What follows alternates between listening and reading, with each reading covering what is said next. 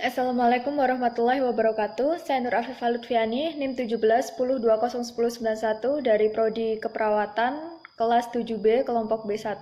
Jadi hari ini saya akan menyusun video ini untuk memenuhi tugas evaluasi keperawatan gerontik tentang materi pengkajian activity daily living dan juga latihan keseimbangan. Baik, selamat menyaksikan. Jadi yang pertama yaitu pengkajian activity daily living. Ini sangat penting dikaji pada lansia mengingat status fungsional pada lansia itu telah menurun. Maka kita harus mengkaji untuk mengetahui apakah dalam melaksanakan kegiatan sehari-hari atau aktivitas sehari-hari lansia sudah optimal atau belum. Jadi di sini ada beberapa instrumen, yaitu yang pertama ada CATS Index, kemudian Bartle Index, dan juga ADL dan IADL. Kita bahas satu persatu.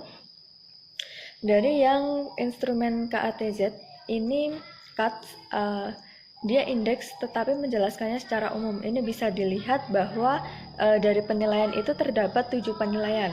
Untuk yang pertama, mandiri dalam makan, kontinensia, menggunakan pakaian, pergi ke toilet, berpindah dan mandi. Kedua, mandiri ke semua atau ke salah satu, mandiri semua kecuali salah satu dari fungsi di atas. Yang ketiga, mandiri kecuali mandi. Keempat, mandiri kecuali mandi berpakaian. Kelima, mandiri semua kecuali mandi berpakaian ke toilet. Kemudian yang keenam, mandiri kecuali mandi berpakaian ke toilet dan berpindah. Kemudian yang terakhir itu ketergantungan untuk semua aktivitas. Untuk yang kedua yaitu pada Bartle Index. Nah, di sini lebih spesifik ya. Jadi dia menyimpulkannya itu lebih sempit daripada CATS tadi. Jadi di sini ada 13 instrumen, masing-masing instrumen dilengkapi keterangan ya, dengan mandiri atau dengan bantuan. Kemudian ada keterangannya juga frekuensi, jumlah, dan jenis jika pada beberapa kriteria tertentu seperti makan itu ada frekuensinya, jumlah, jenisnya itu apa. Untuk kriterianya itu ada makan, minum, berpindah dari kursi roda ke tempat tidur atau sebaliknya, personal toilet, kelima keluar masuk toilet, keenam mandi, ketujuh jalan di permukaan datar, kedelapan naik turun tangga, kesembilan mengenakan pakaian, ke-10 kontrol bowel atau BAB, ke-11 kontrol bladder, kemudian olahraga atau latihan, rekreasi atau pemanfaatan waktu luang. Jadi biasanya itu yang wajib CATS Index dan juga Bartle Index tadi. Nah, ini nanti ada satu lagi bernama itu ADL dan IADL. Jadi ADL dan IADL ini dia ada dua kajian, yaitu pertama mengkaji kemampuan fisik ada 12 penilaian dan juga mengkaji kemampuan memakai alat itu ada 10 penilaian. Untuk mengkaji kemampuan fisik ada 12, itu pertama mandi, kedua berpakaian, ketiga BAB, keempat bergerak dalam rumah, kelima mengontrol BAK, keenam makan sendiri, ke-7 berjalan, 8 menyisir, 9 bergerak di sekitar rumah, ke-10 naik tangga, 11 potong kuku, 12 istirahat sampai tidur. Kemudian yang mengkaji kemampuan memakai alat itu ada 10. Yang pertama memakai telepon, kedua perjalanan keluar rumah, belanja, memasak dan menyiapkan makanan, membersihkan rumah, mencuci, pekerjaan tangan, menjalankan pengobatan sendiri, mengatur keuangan sendiri, dan membaca dan juga menulis. Ini nanti bisa dikaji ya. Ini saya contohkan untuk yang Bartle Index. Jadi saya mencoba untuk mengkaji nenek saya sendiri. Tahap pengkajiannya itu sama ya, dari tahap prainteraksi sampai dengan orientasi.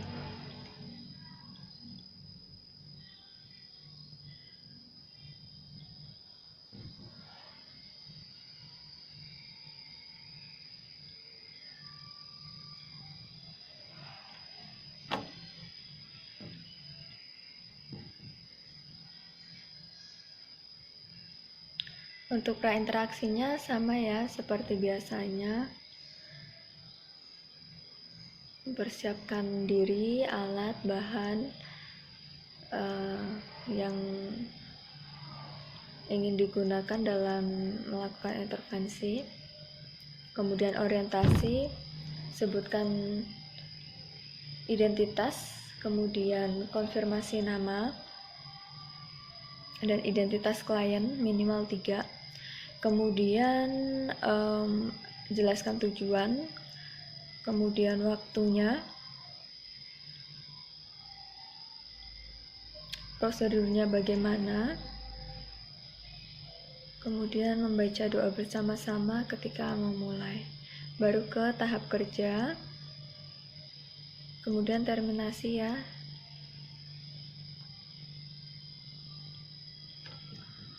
Lalu kita dokumentasikan. Nah ini ya contoh dari Bartle Index. Jadi yang pertama itu poin makan.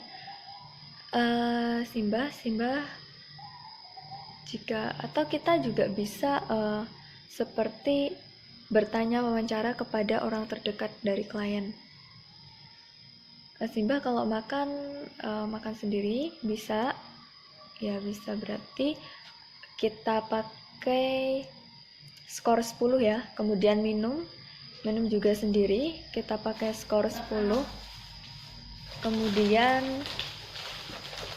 untuk berpindah dari kursi roda ke tempat tidur dan sebaliknya itu dia bisa sendiri juga, berarti kita pakai skor 15. Kemudian keempat itu personal toilet, jadi cuci muka, menyisir rambut, gosok gigi itu bisa sendiri juga, yaitu poinnya 5 ya. Kemudian keluar masuk toilet itu bisa 10. Kemudian mandi bisa juga sendiri. Jalan di permukaan datar bisa kita taruh nilai 5. Naik turun tangga juga bisa. Mengenakan pakaian.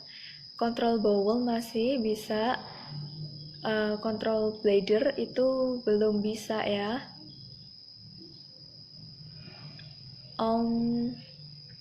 Nah, olahraga atau latihan ini itu kurang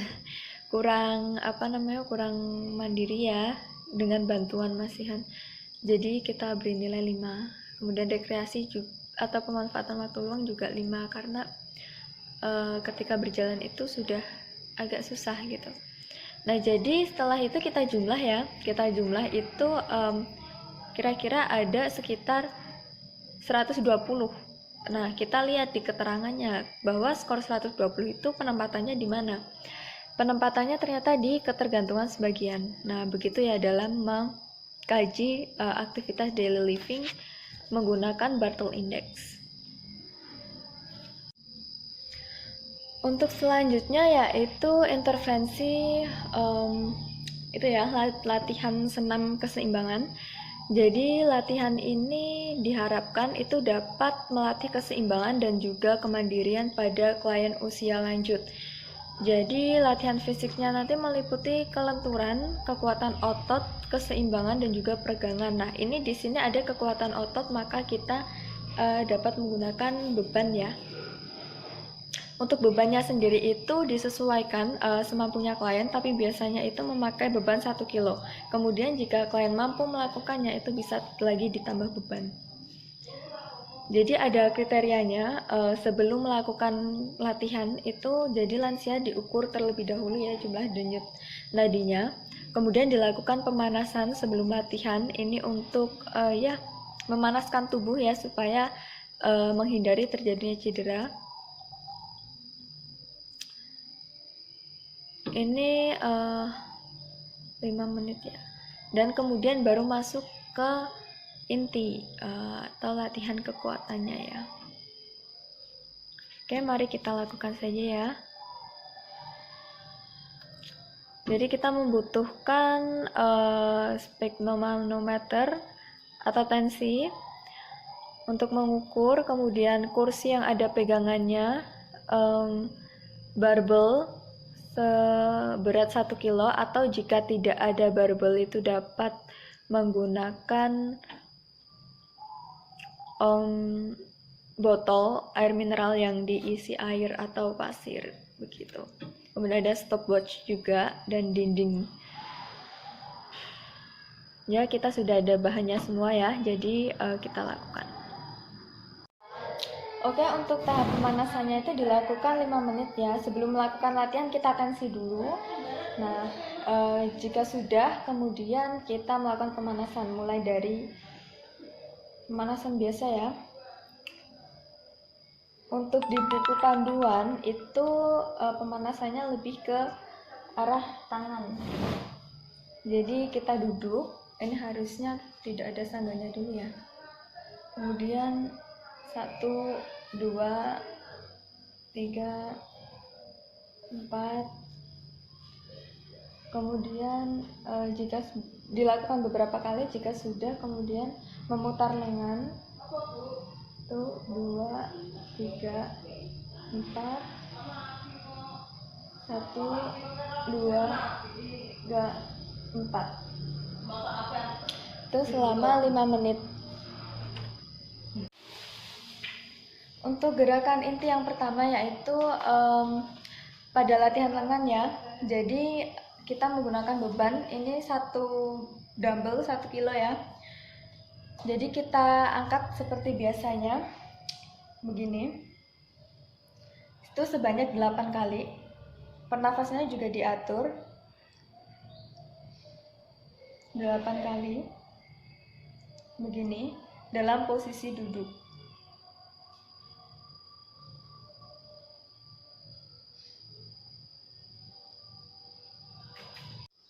Kemudian yang kedua yaitu tensi siku. Jadi siku kita di sini, tangan kita di sini, kemudian kita berusaha mengangkat badan seperti ini. Itu sebanyak 10 sampai 15 kali. Nah, seperti ini ya. 1, 2,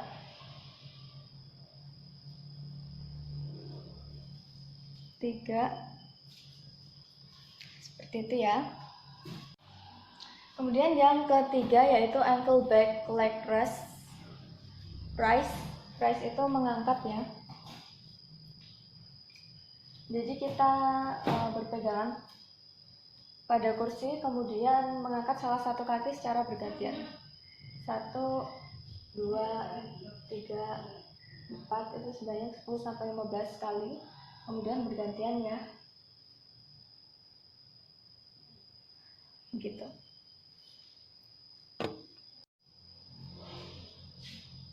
Untuk yang keempat yaitu side leg raise, sama seperti tadi, tetapi bedanya itu side yaitu berarti mengangkatnya ke samping. Oke, kita lakukan. 1, 2, 3, 4. 1, 2, 3. Gitu. Kemudian knee curl. Jadi sama seperti yang ankle back leg raise tadi, tetapi bedanya jika knee curl itu cuma mengangkat menekuk lutut saja.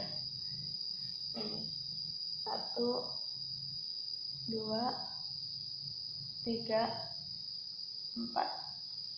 1, 2, 3, 4. Gitu ya. Kemudian selanjutnya yaitu knee bend. Knee bend ini sama seperti gerakan awal tadi ya, tetapi dia tumpuannya pada belakang sini loh. Ini karena terlalu tinggi, jadi saya peragakannya gimana ya? Saya peragakan seperti ini. Sebenarnya ini kakinya membuka ya. Kakinya membuka seperti ketika kita begini.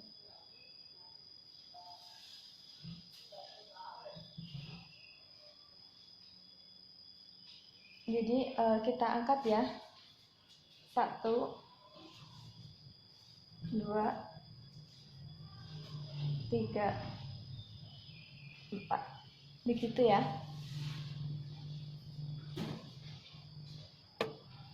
Kemudian yang keempat, kita masuk pada latihan keseimbangan. Untuk yang pertama itu berdiri pada satu kaki ya.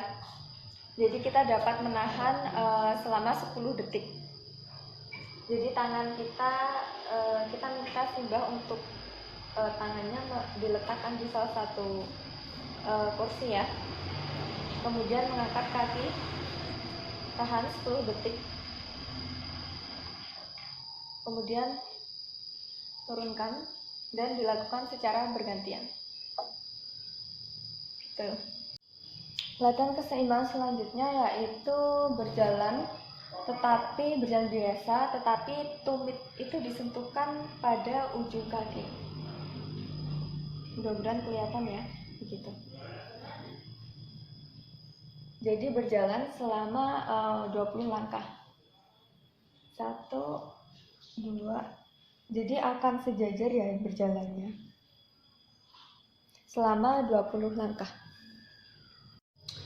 Selanjutnya yaitu berjalan seimbang. Jadi berjalan seperti tadi, hanya saja mengangkat paha itu lurus sejajar dengan pinggang.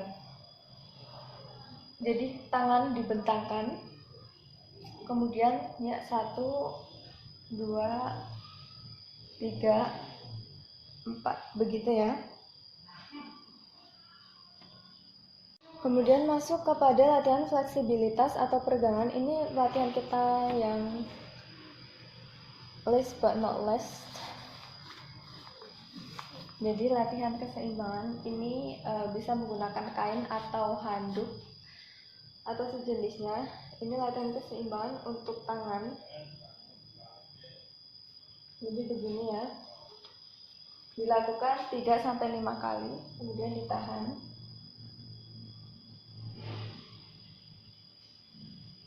Kemudian mulai lagi, gitu. Juga sebaliknya. Kemudian calf. Jadi kita posisi seperti mendorong dinding. Gerakannya seperti push up, hanya saja kita lakukan berdiri ya.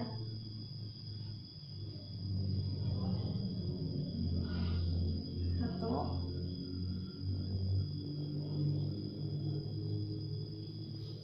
Begitu contoh gerakannya. Lalu lagi latihan keseimbangan itu membentangkan. Kita memakai kursi lagi, kursi yang sama. Jadi tangan begini dibentangkan itu sebanyak 3-5 kali supaya meregang. Tahap yang terakhir yaitu pendinginan. Jadi pendinginan dilakukan dengan cara berjalan ya, berjalan seperti biasa, itu supaya otot-ototnya kembali rileks. Berjalan biasa itu selama 5 menit ya. Nah akhirnya itu tadi kita telah melakukan latihan senam keseimbangan untuk lansia. Nah, setelah latihan usia lanjut kemudian diukur tekanan darah dan juga frekuensi nadinya. Jadi jumlah denyut nadi per menit setelah latihan sebaiknya 60-80% dari jumlah denyut nadi maksimal. Nah, rumus jumlah denyut nadi maksimal itu 210 dikurangi usia dalam bentuk tahun ya. Begitu. Ya mungkin itu saja yang dapat saya sampaikan. Ada kurang dan lebihnya saya mohon maaf. Maaf jika apabila terdapat kekurangan dalam video ini ataupun fasilitas yang tidak memungkinkan. Nah, semoga video ini dapat memperjelas tentang latihan keseimbangan dan juga pengkajian ADL, Activity Daily Living.